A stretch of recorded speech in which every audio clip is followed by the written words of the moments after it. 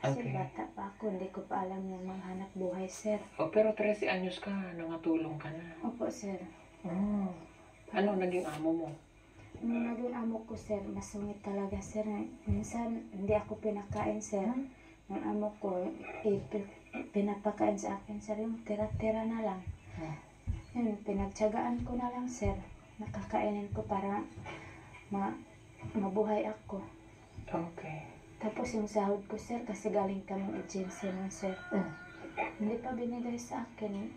9 months ako doon, sir. Umalis na ako, sir. Hindi pa binigyan sweldo mo? Hindi po, sir. Sa Pero- agency niya binigay. Minor ka pa nun, pero pinayagan ka magtrabaho? Sinabi kasi ng sir, nung nag-recruit po sa amin, na magsisinungaling ako na 18 na yung edad ko para matanggap ako ng Trabaho. ng trabaho. Tapos yun, So, nun pa lang pala, may human trafficking na. That is human trafficking. Magandang hapon po mula dito sa Cherry Hill, New Jersey. Kagagaling ko lang ng nag-procedure ng MRI, pero the other day natin yan i-discuss. Kahit ako'y hilo-hilo ngayon, I want to discuss about yung nanay ni Cherry Ann, aka Barbie. Of course, kanina, umaga, so biglang nag-appear sa notification ko yung kay Sir Paul ng Puging Behero na pasabog tungkol kay Barbie. So, of course, immediately pinanood ko. And na talagang bumilib ako doon sa nanay ni Cherry Ann. So, gusto kong siya ang pag-usapan natin ngayong araw na to. Kasi talagang ako'y napabilib sa kanya. sir. Hindi, dun sa amo mo, umalis ka. Apo, sir. Tapos saan ka lumipat? Lumipat na naman ako sa sir, sa Valenzuela. So, sa interview ni Sir Paul na ito, ang daming mga bagay akong nakita na ang sarap pag-usapan.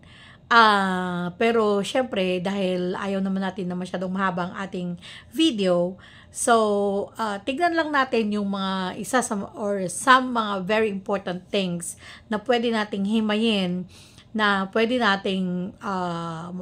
tayong pag-aral ng lesson from the life and experience ng nanay ni Barbie. At kagaya nga ng sabi ni Sir Paul, pang MMK yung buhay niya. Correct. Well, first of all, ang kanyang natural beauty.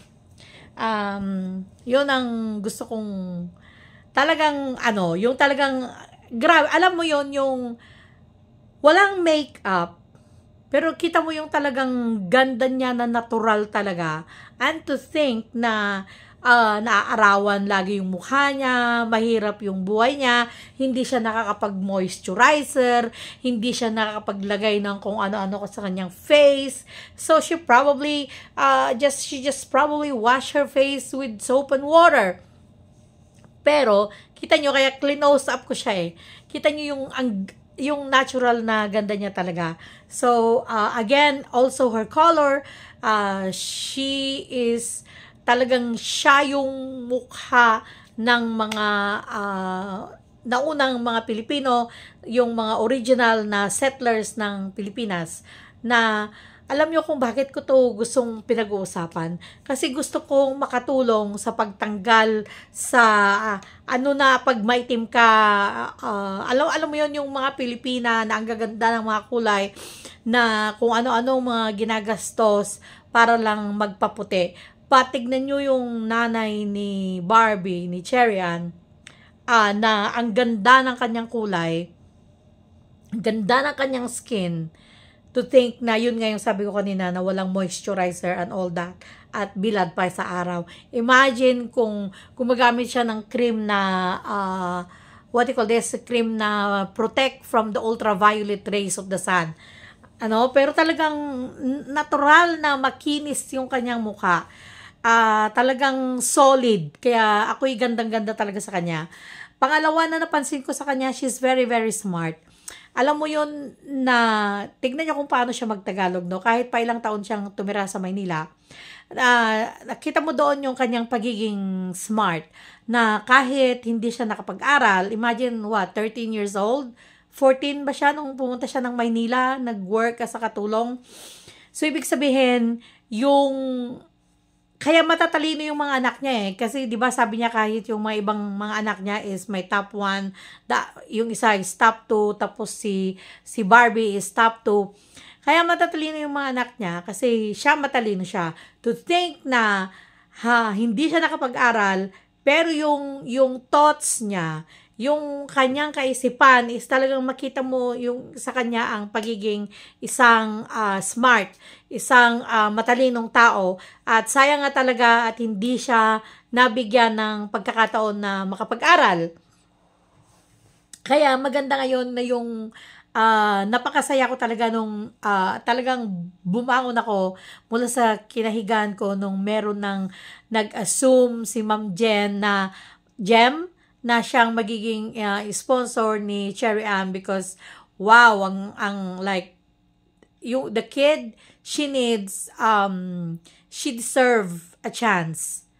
Alam mo yon. At pati si Cherry Ann, pag pakinggan mo siya kung magtagalog na hindi pa siya napupunta sa sentro or sa city. Pero yung pagtatagalog niya is talagang parang maganda yung pagsasalita niya ng Tagalog. So makita mo talaga na yung smart, at alam mo na nagagawa lang yon na yung pagsasalita niya ng Tagalog maayos ay because of their mother. Malaking factor na yung nanay is nagsasalita rin ng Tagalog. At yung kagustuhan niya na makapag-aral yung kanyang mga anak, at kahit yung dalawa na nasa malayo is yung sacrifice niya bilang isang nanay na hindi makasama araw-araw ang kanyang mga anak, di bale basta sila makapag-aral. Kaya talagang na-amaze ako sa nanay ni Cherry Ann. Talagang amazed ako. Yung pagtrabaho niya nung siya ay 13 years old at hindi siya napariwara, no? Kahit na nakita niyo naman yung kwento niya na pinapakain lang sa kanya mga tira-tira, hindi ko alam kung paano nagkakaroon ng mga ganyan na amo na yung mga kasama nila sa bahay na gumagawa ng mga bagay na hindi nila kayang gawin, nagpapagaan ng kanilang buhay, is kung paano nagagawa ng mga taong ito na ganun na lang ang ginagawang trato sa kanilang mga kasambahay. Kaya nga, yung kasama ko sa bahay sa Pilipinas, si Delia, interview natin, pagbalik natin ng Pilipinas, na siya yung ayaw kumain ng mga kung ano yung mga nasa refrigerator kasi daw yung mga nauna daw niyang naging amo hindi daw pumapayag. Sabi ko, kung ano ang pagkain dito sa bahay, pagkain nating lahat. Kaya kasi sa totoo lang, kung isipin mo na kung hindi dahil sa mga kasama natin sa bahay, kaya tayo kumuha ng mga kasama natin sa bahay because hindi natin kayang gawin ang mga bagay na yon, kailangan talaga natin ng katuwang, katulong para magawa ang mga gawaing bahay. So, at dahil na lang doon, dapat binibigyan kahit yung kahit na yung pakonsuelo mo na lang na iniwan nila ang kanilang pamilya para pagsilbihan ng pamilya mo. Hindi porket sinasahuran mo is ganun na lang ang pangtrato sa mga kasama sa bahay. Hindi. Dapat para silang pamilya, hindi sila dapat mas mababa ang antas. Kaya kung kaya mo kumuha ng kasambahay, magkano lang naman yung idadagdag mo na gagastusin para makakain ng the same na kinakain mo yung mga kasama mo sa bahay. Kaya kung ano yung pagkain ko sa bahay, ganun din ang pagkain ng lahat ng mga nagtatrabaho sa bahay ko. Hindi yung meron akong sarili ko na mamahalin na food, tapos yung mga kasama ko sa bahay tira-tira. No. Kung kakain ng lechon manok, lahat kakain ng lechong manok. Kung kakain ng mamahaling isda, lahat kakain po yan. Walang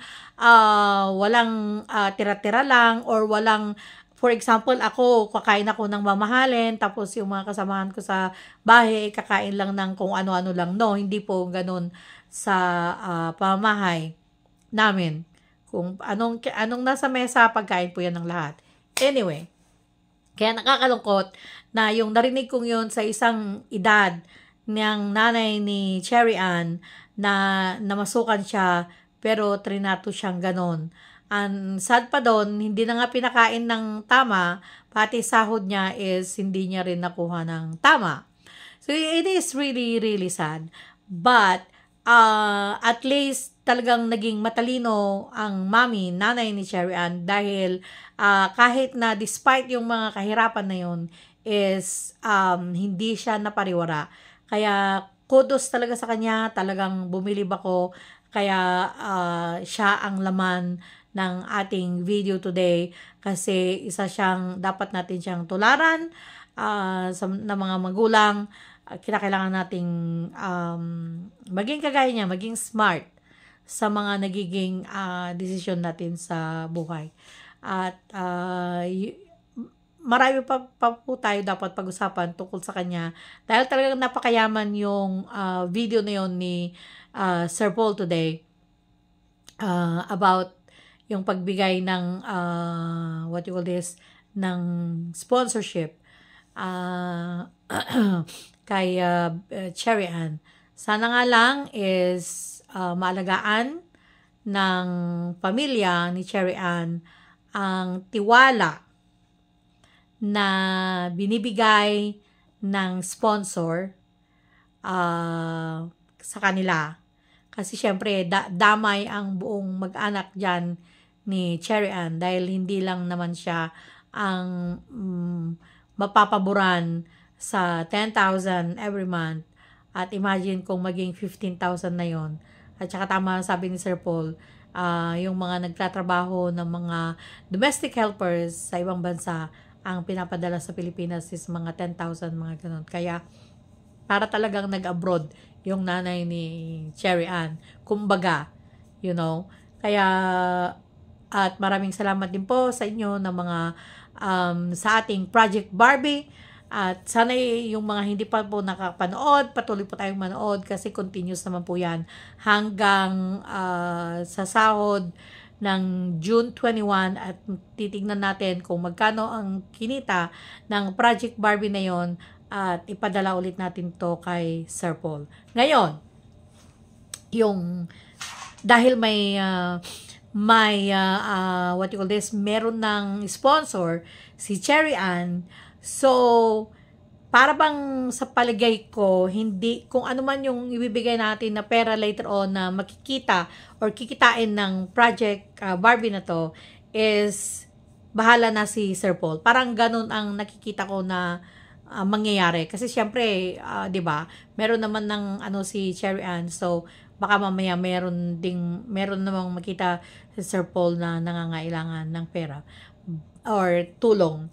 But anyway, maraming salamat po sa continue nyo na panonood at pag-comment, pagla-like at pag-share. Thank you po, pagpatuloy po natin.